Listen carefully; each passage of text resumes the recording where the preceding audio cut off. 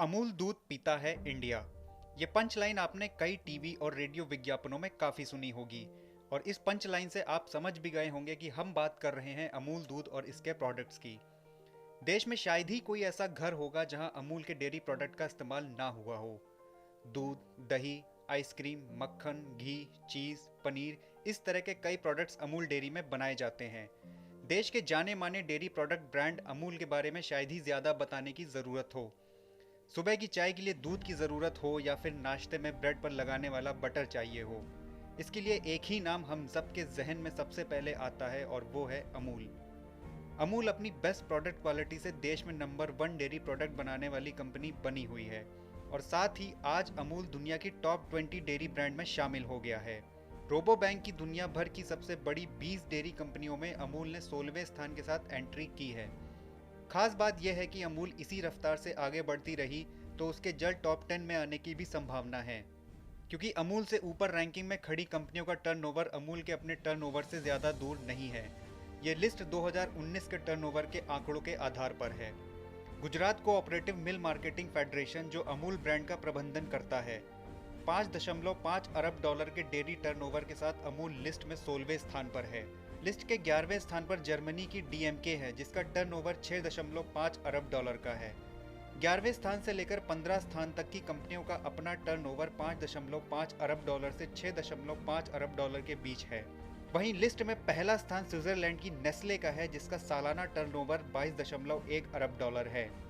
वहीं फ्रांस की लैक्टेलिस 21 अरब डॉलर के टर्नओवर के साथ दूसरी और dairy farmer of America 20 Arab dollar के टर्नओवर के साथ तीसरे स्थान पर है।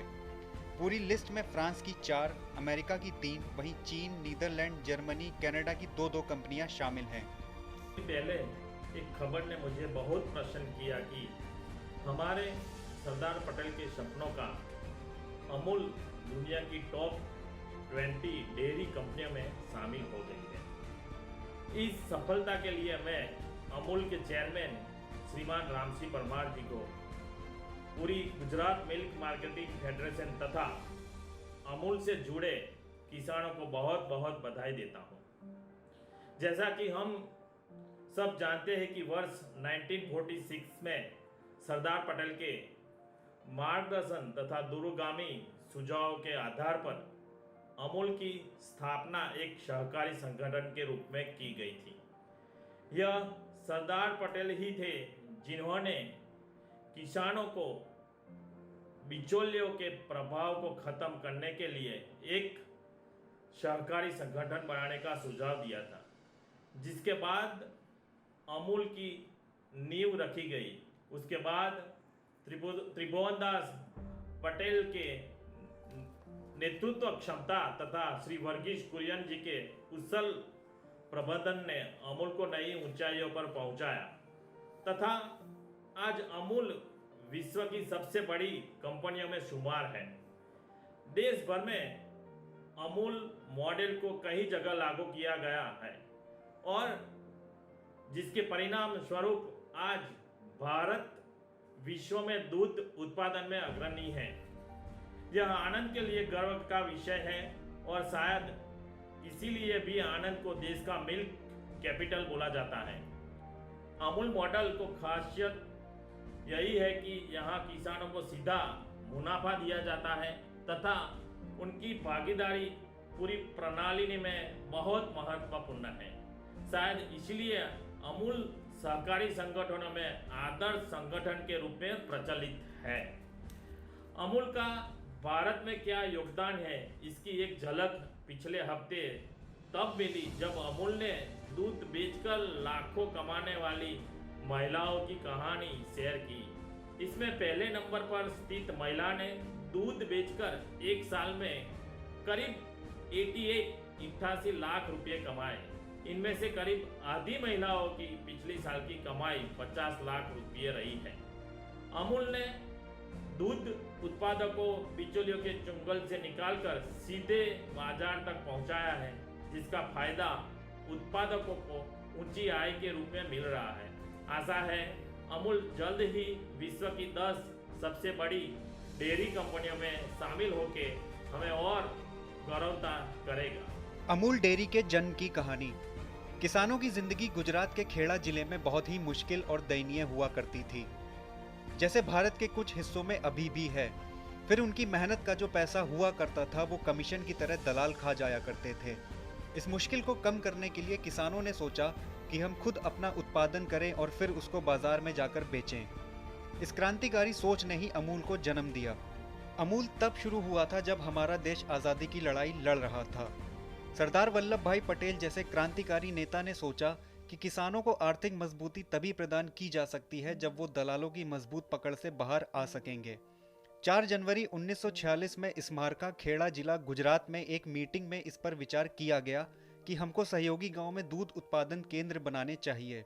पहली सहकारी संस्था आनंद में बनाई गई, जहां छोटे किसानों ने साथ में आकर हाथ मिलाया और एक गांव का एक सहकारी समूह तैयार किया, जिसने अमूल के नाम से पूरे देश में सफलता प्राप्त की। इसका पंजीकरण दिसंबर 1946 में किया गया और फिर मुंबई योजना के अंदर दूध उत्पादन की सप्लाई 1948 में शुरू की गई। 1973 में यह गुजरात सहकारी दूध मार्केटिंग फेडरेशन लिमिटेड में तब्दील हो चुकी थी और अमूल के नाम से लोकप्रिय भी हो गई। देश को दूध उत्पादन में आत्मनिर्भर करने के साथ ही किसानों की दशा सुधारने के लिए वर्गीस कुरियन ने इसकी शुरुआत की। कुरियन को भारत का मिल्कमैन भी कहा जाता है। एक समय जब भारत में दूध की कमी हो गई थी, कुरियन के नेतृत्व में भारत को दूध उत्पादन में आत्मनिर्भर बनाने की दिशा में काम शुरू हुआ। उन्होंने त्रिभुवन भाई पटेल के साथ मिलकर खेड़ा जिला सहकारी समिति शुरू की। साल 1949 में उन्होंने गुजरात में 2 गांवों को सदस्य बनाकर डेयरी सहकारिता संघ की स्थापना की। भैंस के दूध से पाउडर का निर्माण करने वाले कुरियन दुनिया के पहले व्यक्ति थे। 2004 तक अमूल 20 लाख किसानों का, जो पूरे गुजरात में फैले हुए थे, रोजी रोटी का बहुत बड़ा जरिया बना हुआ था और ग्राहकों को भी कम पैसों में एक अच्छा उत्पाद पहुंचता था। बाजार में इतनी पहचान के होते हुए भी अमूल ब्रांड हर रोज सफलता के नए कीर्तिमान स्थापित करता रहा। अमूल पूरे देश की पहचान बन गया। अमूल का अटली बटली कैंपेन सबसे ज्यादा चलने वाला विज्ञापन था और इसको गिनीज वर्ल्ड रिकॉर्ड में भी शामिल किया गया था, क्योंकि कंपनी का मानना था कि हम एक बहुत सीधी, आसान, एक नई सोच के साथ अपने ग्राहकों को एक सा उत्पादन प्रदान करने वाली कंपनी है। अमूल ने कभी कोई बड़ी अभिनेत्री को अपने विज्ञापन में इस्तेमाल नहीं किया, क्योंकि वो अपने आप को आम आदमी से जोड़ना चाहते थे। अमूल की सफलता उसकी सोच और मार्केटिंग पर रही है, जिसमें उसने ऐसे उत्पाद बनाए जहां भारतीय या गांव के लोगों को एहसास था कि अगर हम अपने घरों में भी दूध मक्खन का उत्पादन करेंगे तो हमको इससे सस्ता नहीं पड़ने वाला। लोगों को उन पर एक विश्वास था कि अगर ये हमारे जैसे किसानों के घरों से ही निकलकर बाजार में उपलब्ध हो रहा है तो ये गलत चीज नहीं हो सकती। आज पूरे देश में अमूल के 50 विक्रय कार्यालय हैं, 3000 थोक डीलर्स हैं, 5000 से भी ज्यादा खुदरा विक्रेता हैं।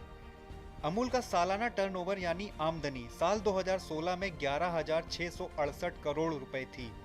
वहीं 2017 में ये बढ़कर 20,733 करोड़ रुपए हो गई। साल 2018 में ये 29,225 करोड़ रुपए पर पहुंच गई। साल 2019 की बात करें तो कमाई बढ़कर 32,000 करोड़ 960 करोड़ रुपए हो गई। अमूल एक सहकारी संस्था के तौर पर काम करता है, इसलिए मुनाफे को लेकर ज्यादा काम नहीं किया जाता। अगर आपको हमारा ये वीडियो पसंद आया तो इसे लाइक करें और शेयर करें।